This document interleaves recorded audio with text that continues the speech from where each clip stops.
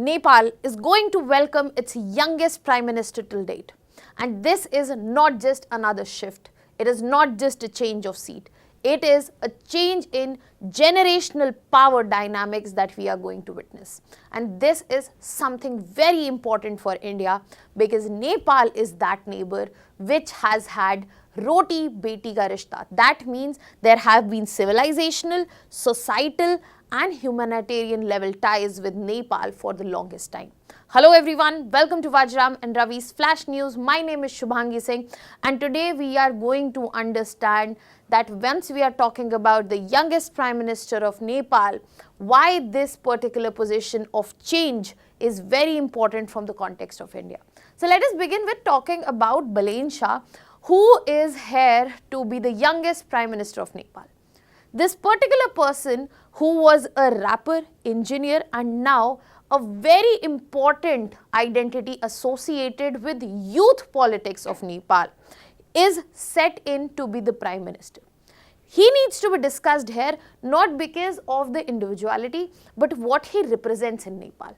Nepal has recently seen a huge transition from elite politics towards real representation. And this was the mark that we saw during the youth-led protest of the last year itself.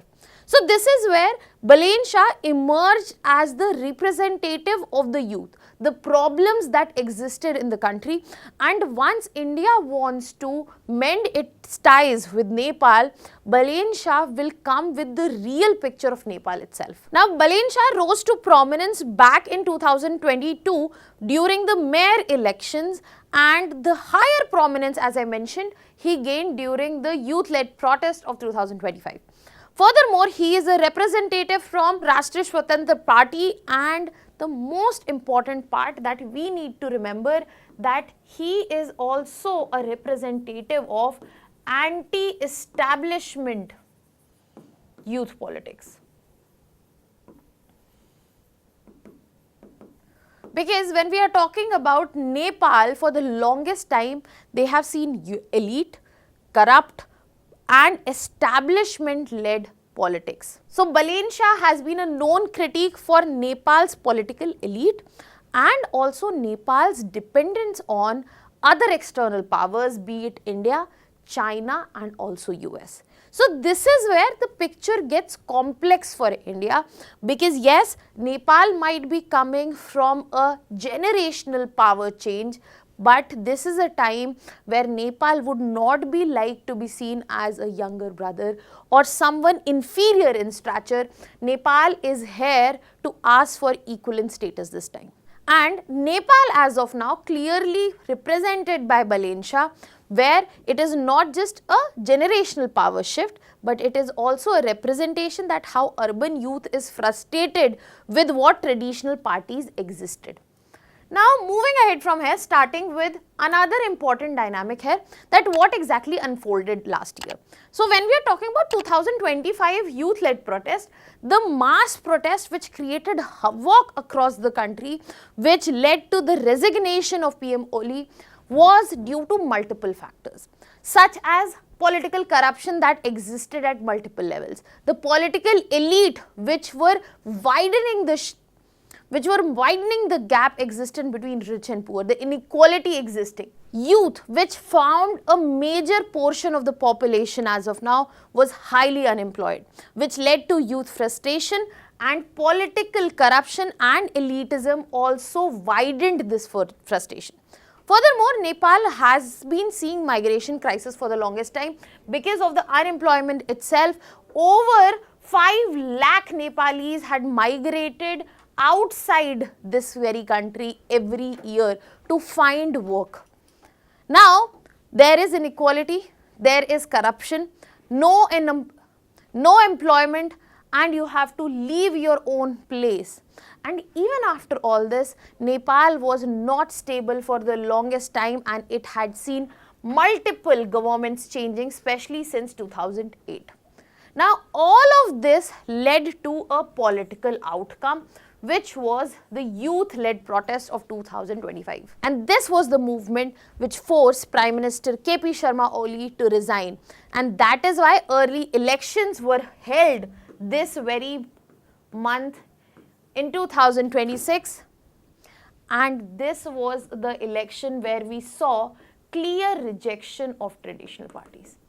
And this very rejection paved the way for RSP and also Balen Shah. And this election paved the way for RSP as an anti-establishment party and also rise of Balen Shah as national leader. Now, when I started this conversation, one thing that was mentioned that India and Nepal have very old and also important ties. So, a particular term here that was used was Roti-Beti ties. Roti for the reference of food and Beti for the reference to family. So, that clearly shows that Nepal and India have had not just old but deep ties as well.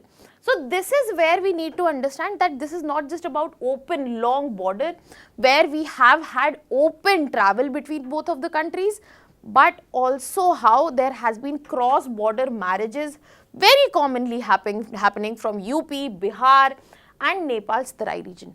So this clearly shows there is not only travel, communication, but also cultural aspect around it. And when I am talking about travel, travel also brings in the mobility in terms of work. So I am also talking about labor mobility because millions of people from Nepal work in our country. Nepal's representation is present in our army as a Gorkha regiment.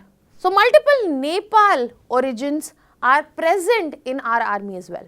And this cultural continuity is present in architecture, is present in culture, which is present across both of the countries. Very well tied, especially when we are talking about Ramayana as a tie which brings Nepal as well as India together, be it through Pashupatinath temple, Janki temple, Ayodhya. So when we are looking at India and Nepal, we just don't need to measure it in terms of modern ties that we have had. These ties are not just cultural, but they are ancient as well. And in the recent times, if you look at this timeline of evolution of the ties, it has been, especially after 2015, that there has been a lot of disruption. We have had the Kalapani map dispute, we have had border tension, we have seen constitutional crisis in Nepal, and this is where it is important that when India says neighborhood first, India actually gets neighborhood in its corner, starting with a country which has been in our corner for the longest time. So that is why this change of position of PM and after the protest that has been seen in Nepal last year, this seems like a fresh start for India, and that is why PM Modi already reaching out to Balen Shah a day ago in order to congratulate him that he might be the first youngest PM that is being seen. So this clearly shows that how much eagerness is present from both ends for the reset of ties. But the question is why there is so eagerness? But the question is why there is so much eagerness? What does actually Balen Shah offer and what does it mean for India? So when we are talking about Balen Shah, India in this context will be directly seeing a reset. India now will be directly dealing with younger leaders which are shaped with modern thoughts, nationalism and also social media. So this is the place where Nepal should be. So this is the place where Nepal would be looking to be a partner, not just a beneficiary from India's end. Furthermore, when we are talking about Balen Shah's presence, this is the time we would have to be on our toes in order to understand the foreign policy from Nepal's end. Because up and until till this date, there were two traditional political parties. So, based on the earlier pattern, if the communists were present in the power, they were closer to China, and Nepali Congress, if it was present in power, they were closer to India. But as of now, because traditional parties are not present and we have a new anti-establishment party, we don't know where the inclination will go. So Balen Shah present in this picture, he might balance and pursue both countries equally, or what direction he will take, that is not known. So, hoping for the balanced diplomacy part, India is hoping for that. Now, another factor that Balen Shah brings on the table is the China factor, because communists have been heavily defeated in these very elections and the establishment has been wiped out. That ensures that China factor will be weakened. And it also brings us to the picture of Nepali nationalism, where younger Nepali political workforce, political representation would be very sensitive to their sovereign issues, especially talking about Lipu Lake border dispute. But we cannot ignore the economic interdependence that we have, and Nepal recognizes that equally as well, because India accounts for 65% of Nepal's trade. India is responsible for the most of supply that happens in terms of fuel and also electricity to Nepal. So there is a lot at stake, but once we are talking about this change, the likely impact would be a reset, and hopefully a positive reset, where we will see better economic integration and hopefully lesser strategic competition from China. What are your thoughts on this? Let me know in the comment section. I'll be leaving you here with a practice question. You can put down your answers in the comment section. That was all. Thank you so much.